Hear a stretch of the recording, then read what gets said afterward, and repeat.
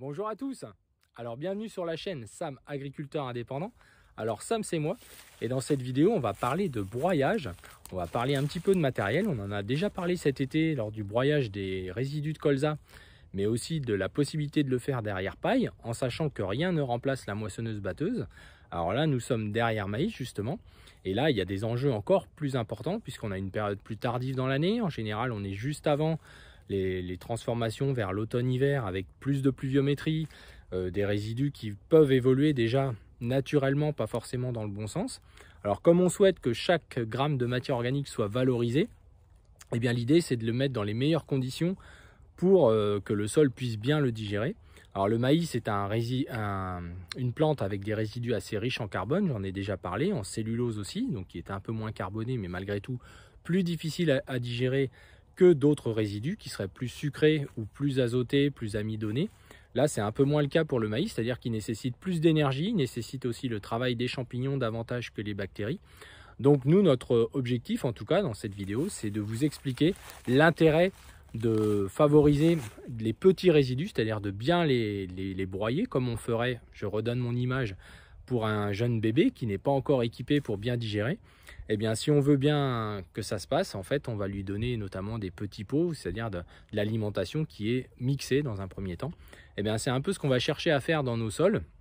Et on va s'apercevoir que c'est même valable quand le sol est bien dynamique, parce qu'on va avoir d'autres intérêts qui sont la gestion des ravageurs. La gestion des ravageurs, donc ça, c'est pas rien.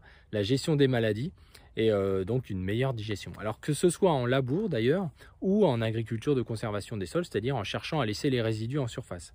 Alors il peut être tentant de se dire, moi derrière ce maïs là par exemple, je vais directement semer.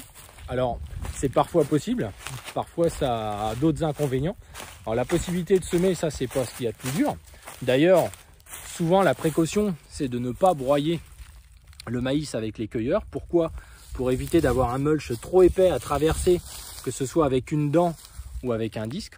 En général, il est souvent plus intéressant de rebroyer derrière le semis, donc avec ce type de broyeur ou avec un autre d'ailleurs, ça n'a que peu d'importance, mais dans ce cas-là, le maïs, il est haut comme ça, il est comme on le faisait il y a une vingtaine d'années, il est cassé par le prélèvement de l'épi, mais il n'est pas broyé, il faut déconnecter le broyeur sous le cueilleur de la moissonneuse. Alors aujourd'hui, on a des cueilleurs de plus en plus performants, notre cueilleur est récent, on en a déjà parlé, en termes de qualité de broyage, c'est vraiment très performant, mais on a quand même toujours un matelas assez important de résidus. Et il est difficile finalement avec un broyeur à axe horizontal, c'est-à-dire un broyeur qui se présente avec un arbre horizontal et des fléaux dessus, des couteaux, on les appelle comme on veut. En général, on a besoin de fléaux pour ventiler, pour aspirer les résidus, puisque là, ils sont quand même plus ou moins plaqués au sol. Et on est en conditions presque uniques, avec plutôt des conditions très sèches que moi j'ai rarement vues à ce niveau-là, à ce point-là en tout cas, puisque même le sol en dessous est très sec. Donc l'aspiration déjà crée un peu de poussière, ça c'est clair, cette année et encore plus avec un broyeur à axe vertical. Donc nous on a fait le choix d'un broyeur à axe vertical, c'est-à-dire c'est une tondeuse, c'est une tondeuse un peu plus grosse qu'une tondeuse normale. Voilà, pourquoi? Pour son faible entretien, sa qualité première par rapport à l'axe horizontal, c'est le faible entretien et encore plus en présence de cailloux comme c'est notre cas, puisque nous broyons l'ensemble des colzas, moi et mon collègue, c'est un broyeur que nous avons à deux. Donc nous faisons une grande surface avec, et ce qui permet finalement d'amortir aussi l'investissement. Donc c'est un broyeur à axe vertical avec 5 rotors, donc 2 extérieurs de chaque côté puisqu'il est repliable et un rotor plus large au milieu. L'avantage c'est que c'est très peu tirant, on peut le tirer avec 160 à 200 chevaux.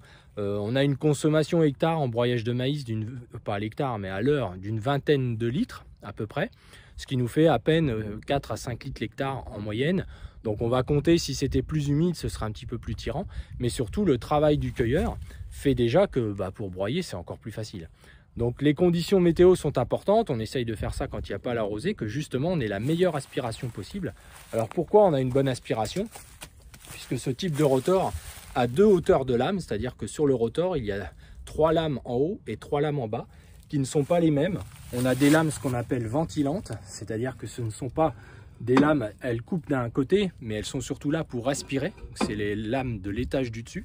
Et puis on a les lames qui font le travail de coupe, qui sont des lames en bas, donc il y a 3 lames. Donc ça fait 6 lames par rotor, multiplié par 5 rotors. Donc le rotor, En tout cas, la vitesse d'entraînement, c'est 1000 tours minute. Nous, on se met en économique, puisqu'on arrive à être petit rang et on est à 1500 tours.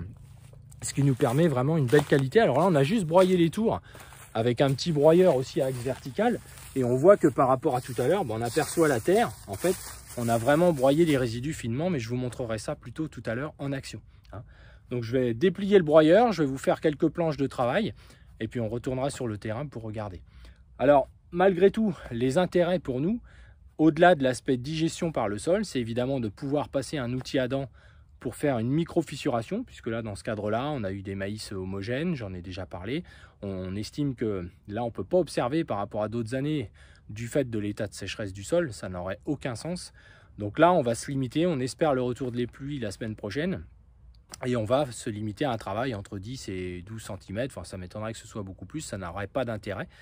Et donc, on va pouvoir passer bien sûr plus facilement entre les rangs. Ce serait valable pour un laboureur, c'est-à-dire que de labourer derrière le maïs avec un broyage au préalable va forcément favoriser la décomposition. L'idéal serait d'enlever les rasettes après la charrue et de pouvoir mettre les résidus sur le côté, que l'oxygène puisse pénétrer jusqu'au fond de l'arrêt pour l'évolution positive des résidus, puisque j'ai parlé que c'était les champignons qui en grande partie allaient attaquer les matières les plus carbonées de ce maïs.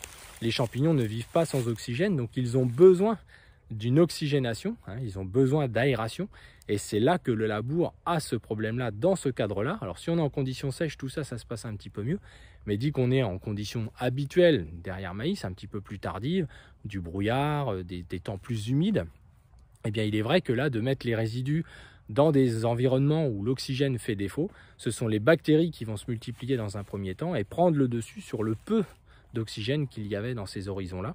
Et finalement, on retrouve les résidus un peu plus tard en saison lorsque l'on fait des profils pour ceux qui vont observer, et puis on peut l'observer même l'année d'après, voire 2 ans après. Évidemment, les maladies se stockant dans les résidus, on peut ressortir si l'année N+1, il y a un intérêt à labourer sur l'aspect maladie, mais on s'aperçoit aussi que si on ressort les résidus l'année d'après, on peut très bien avoir encore les maladies potentiellement infectieuses présentes pour contaminer à nouveau la céréale ou la culture qui serait faite par-dessus. Donc c'est très important de chaque année franchir un palier en favorisant l'ensemble de la digestion. Et vous pourrez voir en courant de saison que tous ces résidus de maïs, qui représentent une forte quantité de matière, vont disparaître au mois de février-mars. On les verra quasiment plus. On n'aura que les rangs qui seront présents et qui seront décomposés l'année ultérieure. Donc pour nous, le broyage, quelle que soit la technique de travail du sol, a un intérêt. Et sur l'aspect ravageur, la différence, et on le verra lorsque ce sera travaillé, on va aussi éclater les tiges et permettre vraiment d'éliminer tout ravageur qui serait présent dedans. Il y a des années, on a aussi des pucerons présents dans les maïs. Le broyage quand même participe, comme lorsque l'on broie les couverts plus tard en saison. Si vous allez d'ailleurs dans vos couverts en ce moment, là, il y a les petits couverts en train de germer, là, ceux qu'on a semés la dernière fois. Ils sont rayonnés. Quand on marche dedans, c'est rempli d'altise. Il y a déjà aussi des cicadelles. Donc on se rend bien compte que le broyage, à tous les niveaux de l'année, a un rôle aussi sur l'aspect ravageur et évite l'usage parfois, en baissant un peu la pression, l'usage de produits chimiques, ce qui est quand même dommage, et dans un couvert, et derrière un maïs par exemple. Donc pour l'évolution des résidus, je vais quand même vous parler de l'anecdote d'un internaute, très sympa d'ailleurs, qui me fait souvent des retours très utiles sur la chaîne, et qui nous expliquait qu'il avait vécu une formation où un formateur expliquait qu'il fallait, sur les résidus en semi-direct, mettre une molécule qui s'appelle le tébuconazole, donc qui est présent dans plusieurs produits qui s'appellent Horizon, Fianaki, etc. Donc c'est une molécule de la famille des triazoles qui a déjà un sacré nombre d'années d'utilisation, qui sur les fusarioses ne fonctionne que très moyennement, en tout cas sur une des deux à peu près, sur l'autre pas du tout. Donc déjà, c'est déjà pas très malin. C'est associé avec du cuivre a priori et du fructose, enfin il y avait toute une formule magique. Alors ça, c'est vraiment se moquer du monde, que déjà de former les gens avec des fonds privés, mais parfois avec des fonds publics comme on le voit un peu à droite à gauche, et de raconter ce genre de salade. On ne peut pas parler de semi-direct et de vide-sol et d'aller mettre des fongicides directement sur des résidus à une époque où l'activité biologique est la plus intense, et surtout que ça ne marchera pas. Les fusarioses, on les voit en tour de plaine derrière des champs de colza où il y a du blé en train de pousser. On voit des fusariums sur des résidus de colza et on ne peut rien faire. On ne peut pas intervenir à ce moment-là. C'est comme le FOMA sur les colzas où certains vous expliquent qu'en faisant votre régulation avec un fongirégulateur, ce qui est une grosse erreur aussi, on aura l'occasion d'en parler, on gère aussi le FOMA à l'automne. C'est n'importe quoi, c'est du mensonge. Donc, Pour la faire court, parce que je ne vais pas rentrer dans ce sujet-là, il me semble qu'aujourd'hui, il y a des agréments pour les gens qui sont censés avoir le droit de parler de produits phytosanitaires.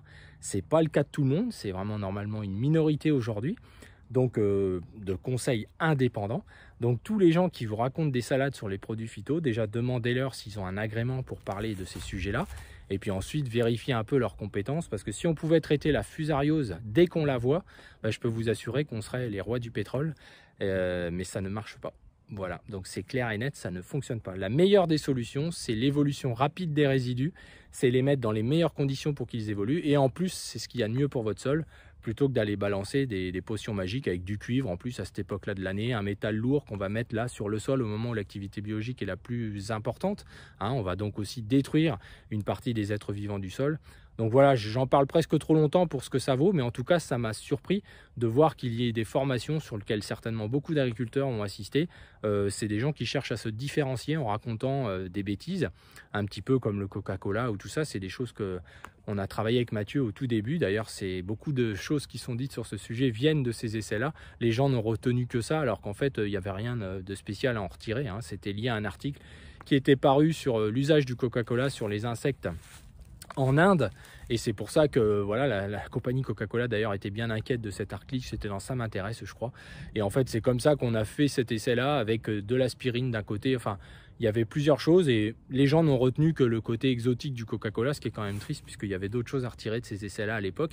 Mais bon, ça a été repris par un tas de zozos qui finalement en parlent sans même savoir les origines de tout ça, et ça ne fonctionne pas. Ni le sucre, ni l'aspirine, ça ne fonctionne pas. Tous ceux qui vous disent le contraire, c'est pour se différencier, c'est du pipi de chat. Bon, on en revient à l'essentiel qui est notre broyage et l'évolution des résidus. Donc là, je vais déplier le matériel, faire quelques planches, et puis ensuite, on regardera un petit peu la différence.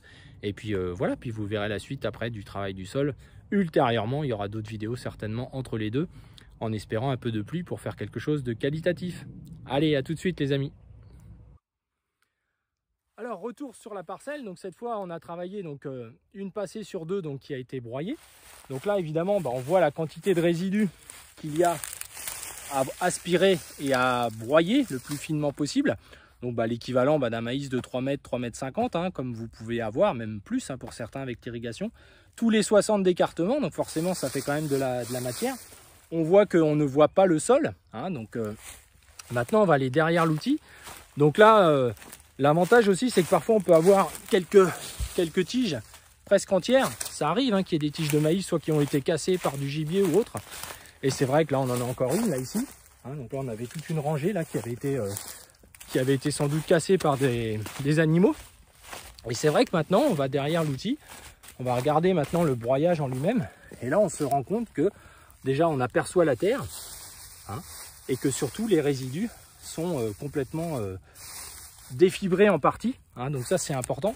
Ça va faciliter, évidemment, le passage de la dent pour la troisième partie de la stratégie, qui est de mettre de la terre sur les résidus avec la verticalité de la dent. Donc ça, on va en reparler dans une vidéo ultérieure. La terre va être mise de chaque côté. Pourquoi? Parce que nous, par principe et par observation depuis toutes ces années, on a la conviction qu'il faut des ferments du sol. Il faut un tout petit peu de terre, même si on la jette à la main sur les résidus. Mais c'est la condition dans notre pays, dans nos régions, avec nos climats hivernaux, etc., pour que les résidus se décomposent et évoluent positivement. Mes amis en semi-direct, vous faites un pari en plaçant de l'argent, entre guillemets, en plaçant de la matière organique, en espérant qu'elle va évoluer sur un modèle qui n'est pas le nôtre. C'est-à-dire que en laissant les résidus en surface, ils vont rester en protection, c'est un fait, mais nous, ça va être pareil. On verra que l'ensemble des résidus, on n'aperçoit pas les rangs de blé que quand ils sont en train de bien avancer, qu'ils sont à 1 ou 2 feuilles. On conserve donc l'aspect positif de la protection. On va conserver l'aspect positif des rangs qui vont rester tout l'hiver, et je vous expliquerai pourquoi l'intérêt. Et donc finalement, on rajoute juste un ingrédient supplémentaire pour s'adapter à ce qu'on pense, nous, à nos régions et à l'intérêt qu'on a dans notre pays, même on peut même dire en Europe au global, c'est d'apporter une meilleure évolution, une meilleure décomposition l'année N. Car si on ne le fait pas, en fait, on ne progresse pas non plus au niveau de la faune et de la flore du sol. On a une orientation avec une nutrition pauvre. Si le maïs n'est pas immédiatement absorbé par le sol dans l'année qui suit, en quelque sorte, la vie du sol, elle n'a pas eu la nutrition qu'elle devrait avoir. Et ça, on devrait tous se poser la question parce qu'il arrive souvent que chez des amis en semi-direct, on observe des résidus de 1 an, 2 ans, 3 ans. Et moi, je ne pense pas que ça, c'est positif. C'est là que ça nous différencie sans doute. C'est que je ne crois pas que le stockage du carbone en tant que tel est un phénomène utile sur le fond de le stocker comme ça en surface simplement pour avoir de la matière qui reste là. Non, ce qui nous importe, c'est qu'on fasse évoluer la faune de notre sol et la flore en lui apportant une nutrition abondante et régulière, donc les couverts en font partie, augmenter ce pool alimentaire, et chaque année on va progresser par des petits escaliers, et donc améliorer les digestions en font partie. Un travail du sol intelligent font partie aussi du principe, réoxygéner, remettre un petit peu de terre sans perdre ce qui est positif dans le sol, et c'est ce qu'on verra dans cette vidéo qui va suivre donc le broyage. Donc il y a d'autres solutions aussi, il y a du mulching qui pourrait exister, mais là on va tout de suite faire déjà de la terre fine, alors que déjà derrière maïs c'est difficile. C'est une plante qui est souvent altérée, qui altère plutôt la terre, pardon.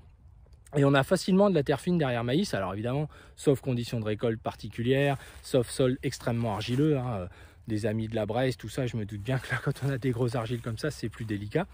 Mais on va dire que des fois, de moins y toucher le moins possible, c'est sûr que c'est souvent l'idéal et c'est ce qu'on fera. C'est-à-dire que plus les niveaux d'argile montent, on ne va pas aller mettre forcément une dent profonde ou un bouleversement important dans des sols qui sont très argileux. Ça n'a aucun sens et aucun intérêt, surtout si le maïs a été régulier, qui témoigne donc d'une structure correcte, et c'est ce qui s'est passé ici. C'est pour ça qu'on va aller vers un travail très léger mais vertical, parce que c'est le seul outil qu'on a, et c'est dans le sens là qu'on pense que c'est juste en conservant les rangs de maïs.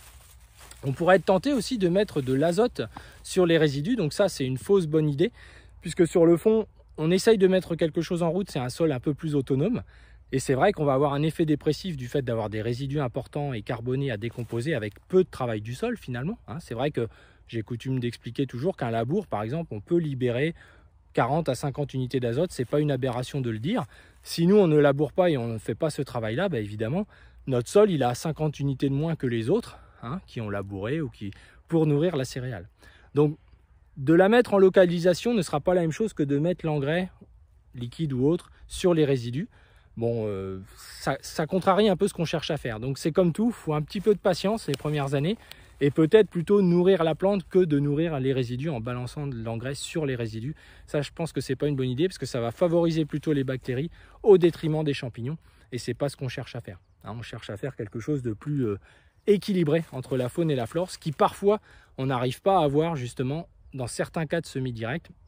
Lorsque la structure n'est pas suffisamment en état, qu'il n'y a pas une transition assez forte, où il y a déjà une bonne activité biologique bien équilibrée, eh bien le semi-direct va favoriser parfois ce déséquilibre avec un monde plutôt bactérien qui explique parfois que ces résidus-là, quand on va revenir dans 2 mois, 3 mois, quand le retour des pluies sera là, que les choses vont un petit peu se désorienter dans le sol, retrouver des résidus qui vont noircir, qui vont avoir, on va retrouver l'extérieur des maïs par exemple très ligneuse qui ne va pas être décomposée, alors que l'intérieur, lui, sera complètement mangé. Ça, ce sera tout simplement le signe que le sol ne fonctionne pas comme il devrait et n'est pas équilibré. Et malheureusement, je sais que ça ne plaira pas à tout le monde, mais moi, c'est ce que j'observe. Dans beaucoup de cas, on voit beaucoup ça dans certains modes de TCS, où il y a beaucoup trop de travail du sol, qui finalement, au final, si on y regarderait bien, coûte presque plus cher, voire souvent plus cher que des labours. Donc il y a des fois, on se pose la question pourquoi les gens s'acharnent à faire ça. Parce qu'en fait, ils passent déjà de trop. Il y a des champs de colza en ce moment pour faire du blé qui sont déjà déchaumés 3 fois, quand d'autres agriculteurs n'ont passé 0 fois. Souvent, ils sont dans des états de fragilité, etc., très importants. Les gens vont semer dedans, selon les quantités de pluviométrie. Ils auront fait du non-labour, mais là, leur sol, il ne peut pas se mettre en route. Avec des structures pareilles, pour tout l'hiver, il n'y aura pas de champignons, c'est certain, et il y aura un déséquilibre, même une acidification de surface. C'est un constat. Donc après, dans les sols comme là, par exemple, où les gens pourraient faire du semi-direct dans le maïs, c'est un petit peu la même chose, c'est-à-dire que comme il n'y a pas la stimulation du sol, le mélange avec les ferments pour que les champignons puissent attaquer plus facilement les résidus, eh bien le broyage, il est là pour ça, favoriser l'attaque par les champignons qui, quand ils attaquent un morceau comme ça, ils en ont pour très longtemps. C'est très très lent. Et nous, on veut que ça aille vite. Donc pour revenir à mon azote sur les résidus, si on veut que ça aille vite, c'est qu'en fait, on va faire fonctionner les bactéries au détriment des champignons. C'est ça que ça veut dire. Donc c'est pas une bonne idée. Et d'ailleurs, il nous reste souvent les résidus qui ne sont pas décomposables ou très peu par les bactéries, qui sont les extérieurs de tiges et tous ces phénomènes-là. Donc vous voyez, tout est un petit peu lié. Je pourrais en parler pendant une bonne demi-heure de tous ces aspects résidus. On verra ça au fur et à mesure du temps. Je pense que là, pour le broyage, on a fait en gros un tour d'horizon. Voilà, il y a une vraie différence entre ce que l'on broie et ce que l'on ne broie pas. Il y a un intérêt à le faire, même avec des cueilleurs aujourd'hui très performants. Beaucoup de partenaires ont pris le pli de le faire et reviendront pas en arrière. Donc c'est pas quelque chose qui prend beaucoup de temps. On fait des débits à 5-6 hectares à l'heure. On a une consommation, je le disais, 5-6 litres, en gros c'est à peu près ça de l'hectare. Donc c'est quelque chose de cohérent. On va repasser un outil à 10 à 12 litres maximum à l'hectare et on va implanter pour 5 litres. Donc encore une fois, nos 20-25 litres de GNR vont être respectés pour implanter nos cultures en préservant au maximum le sol et surtout en le stimulant et en permettant une bonne évolution des résidus, une bonne gestion des maladies et aussi une bonne gestion des ravageurs. Donc vous voyez, c'est tout un programme pour des choses qui sur l'aspect contrainte et sécurisation sont finalement vraiment intéressantes à notre niveau. Car quand on voit certains passages d'outils excessifs, finalement on se dit qu'on a tous les mêmes coûts et ça peut poser question quand même pourquoi il y a autant de différences entre nous. Je le disais, 3D chômage pour certains, quand d'autres en ont fait aucun pour l'instant. Ça peut poser question et on doit se poser ces questions-là. Donc c'est un peu l'idée de cette chaîne, qu'on puisse échanger sur tous ces sujets. Donc pour conclure, je dirais que certains d'entre vous ont fait des demandes sur certains sujets de vidéo et notamment sur tous les stimulants de sol, etc. Il y a eu beaucoup de questions par rapport à ça depuis déjà quelques semaines, quelques mois. Donc j'essaierai de vous faire quelque chose sur le sujet en sachant que ça peut être un peu polémique. Donc l'idée, ça va être d'en parler de manière ouverte.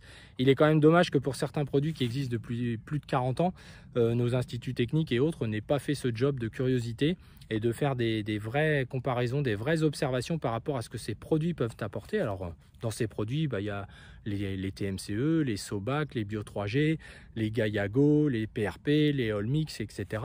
Donc c'est quand même important parce que c'est aujourd'hui ils arrivent un petit peu en force parce que les distributeurs trouvent que les engrais sont un peu chers, donc on vous parle de ces produits-là. C'est bien dommage de n'en parler qu'à ces moments-là car ce sont des produits qui globalement ont tous un intérêt, je dis bien tous, ils ont tous des efficacités. Après la vraie question c'est des aspects plus économiques et vraiment vous, ce que vous en attendez. Car au final, c'est encore une fois une histoire d'objectifs et de comment on vous les a proposés, comment on vous les a vendus. Mais s'ils sont vendus de manière correcte, ce sont vraiment des aides par rapport à tout ce que certains d'entre vous peuvent chercher à mettre en place, avec des différences entre eux que j'essaierai de vous expliquer avec les éléments que moi je connais. En sachant qu'il y a aussi des gens très compétents, puisqu'on parlait de profil de sol.